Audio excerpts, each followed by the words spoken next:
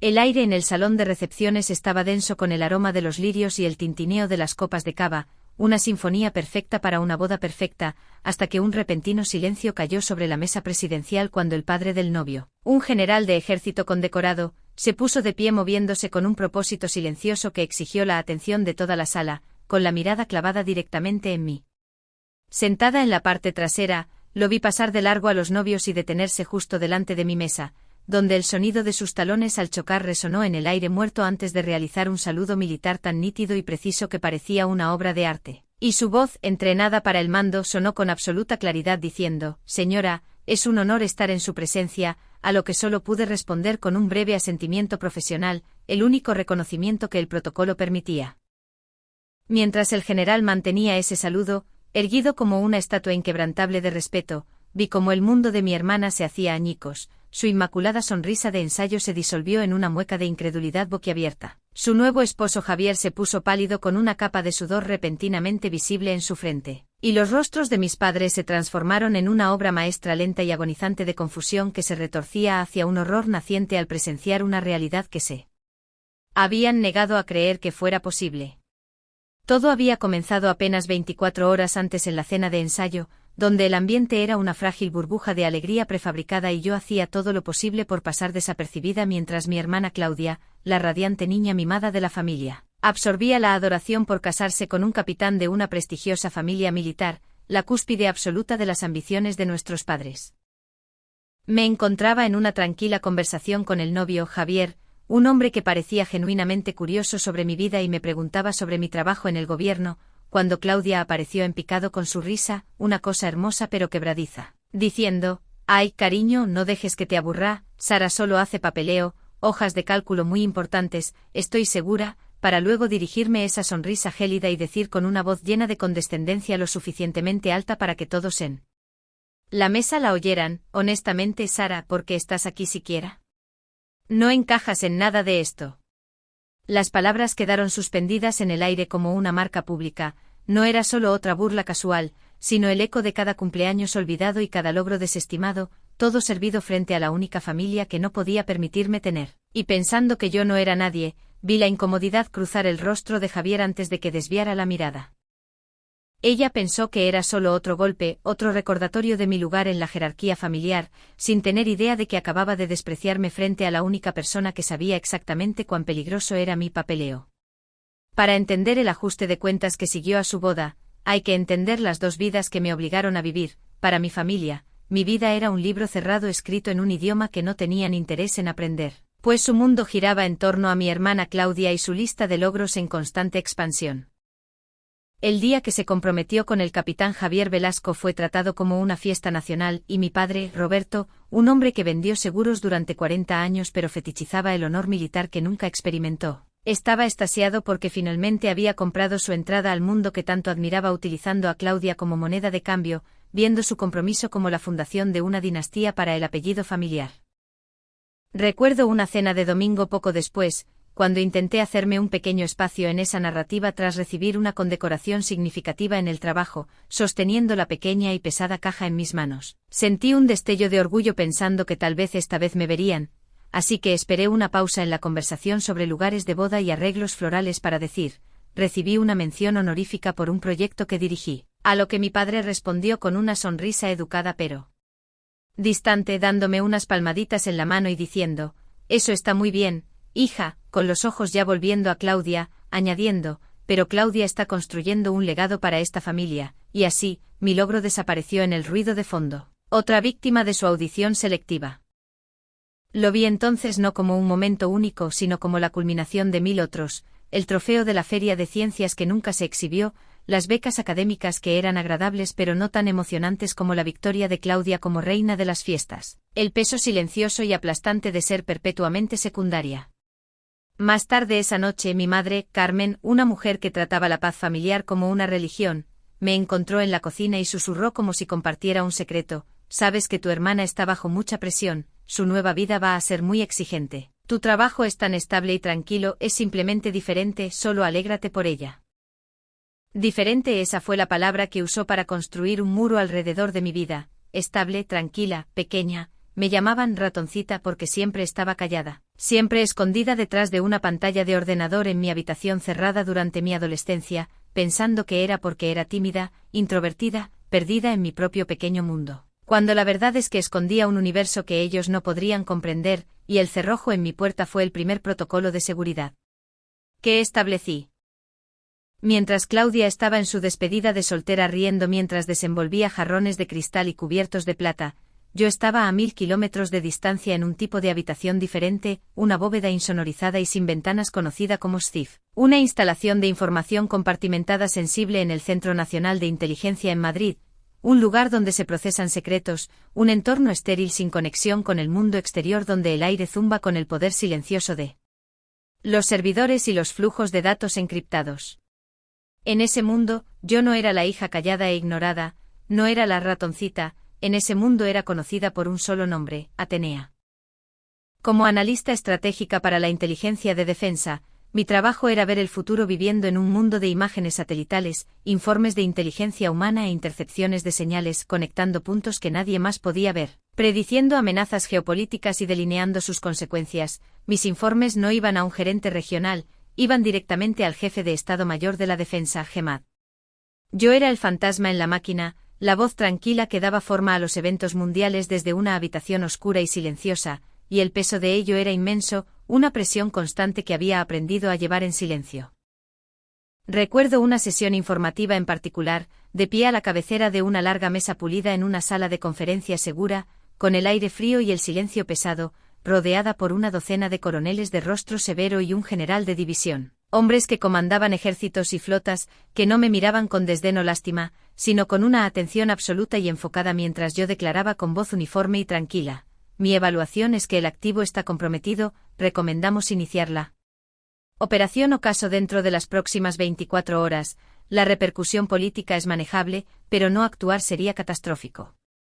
Nadie me cuestionó, nadie me dio palmaditas en la mano, solo asintieron mientras la gravedad de mis palabras se asentaba sobre la sala.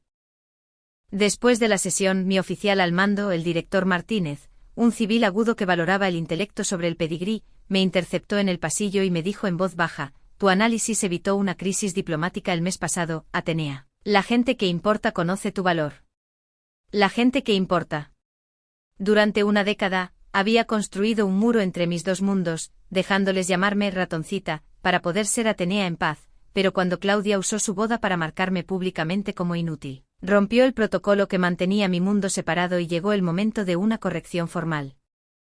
Después del insulto de Claudia, no salí furiosa ni hice una escena, simplemente me disculpé y regresé a la tranquila soledad de mi habitación de hotel, donde, tras cerrar la puerta, esperé el familiar escozor de las lágrimas o el sofoco de la ira. Pero nunca llegaron. En su lugar, una profunda y fría claridad me invadió, pues llorar era una respuesta emocional y mi mente ya había cambiado a un modo que mi familia nunca podría entender.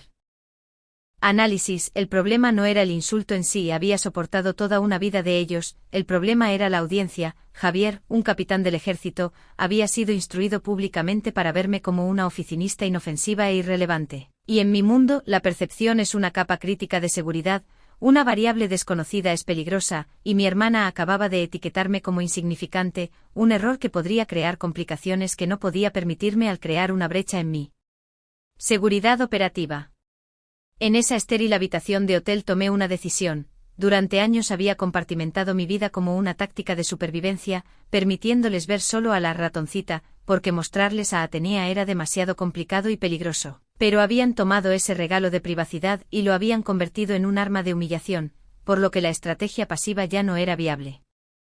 Esto nunca iba a tratarse de venganza, eso era demasiado emocional y desordenado, se trataba de una corrección formal, de imponer un límite utilizando el único lenguaje que mi padre y ahora sus nuevos suegros militares realmente entendían: protocolo, rango y autoridad innegable.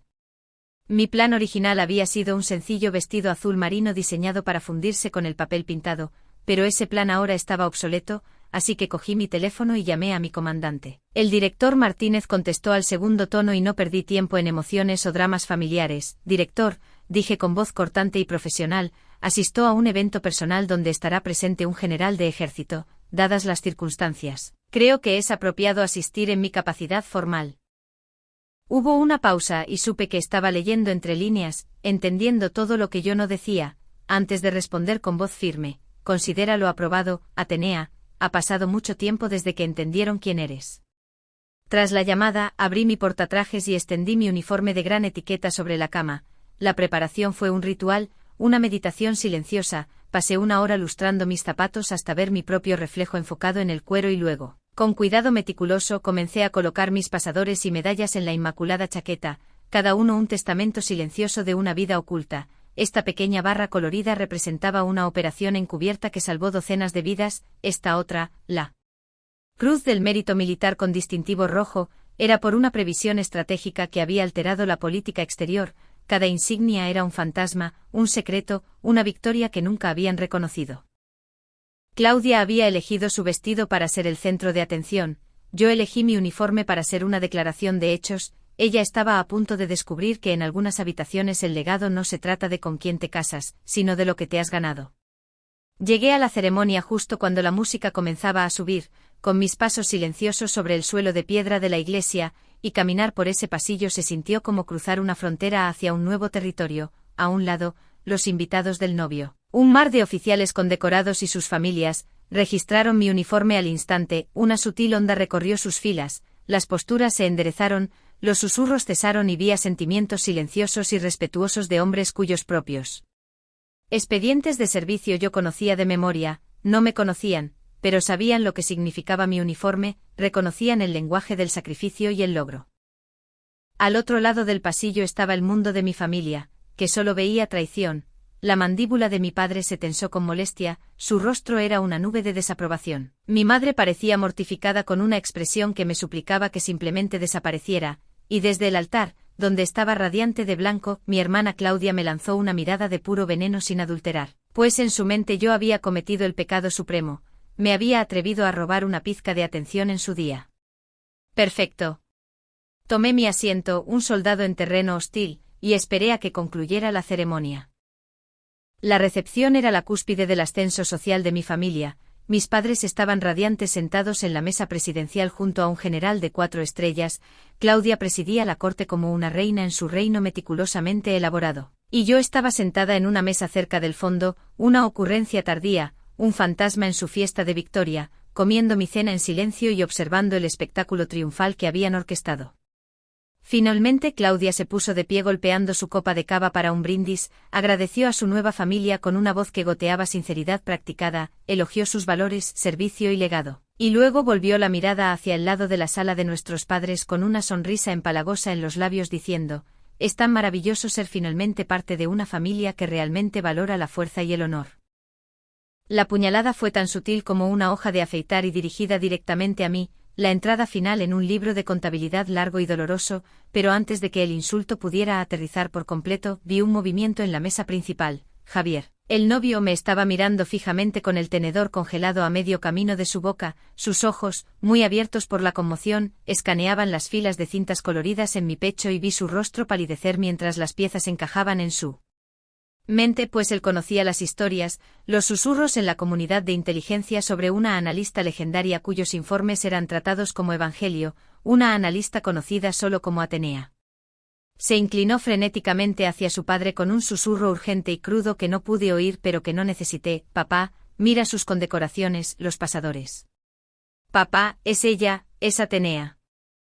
Todo pareció suceder en cámara lenta. Vi la mirada del general Velasco pasar del rostro aterrorizado de su hijo al mío, su expresión de padre jovial del novio se evaporó reemplazada por algo que reconocí al instante: la profunda gravedad profesional de un comandante evaluando una situación táctica.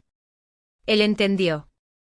Dejó su copa de cava en la mesa con un clic suave y deliberado, el sonido como un mazo de juez en la sala silenciosa, y se puso de pie, una figura imponente de autoridad interrumpiendo el brindis de su nueva nuera sin pensarlo 2 veces. La voz de Claudia vaciló, su sonrisa tembló al darse cuenta de que la atención de la sala ya no estaba en ella. El general ni siquiera la miró, su camino fue directo y decidido mientras se alejaba de la mesa principal y caminaba directamente hacia mí, seguido por una ola de silencio y una fuerza gravitacional de puro mando que hizo que toda la recepción contuviera la respiración. Se detuvo a 1 metro frente a mí con una postura inmaculada, chocó los talones y realizó el saludo perfecto diciendo: señora, con una voz retumbante que cortó el silencio atónito, es un honor estar en su presencia. El brindis de Claudia murió en su garganta, el micrófono en su mano parecía pesar 1000 kilos y su rostro, momentos antes sonrosado por el triunfo, se había convertido en una máscara exangüe de confusión, mirándome a mí, luego al general saludándome, y de vuelta otra vez, las leyes fundamentales de su universo, aquel donde ella era el sol y yo una luna olvidada, se estaban rompiendo en tiempo real frente a todos los que ella quería impresionar. Mi hermana había pasado toda su vida coleccionando cumplidos, yo había pasado la mía recolectando inteligencia, y en ese momento de humillación silenciosa y atónita, finalmente recibió la única pieza de inteligencia que importaba. Había subestimado a la persona equivocada.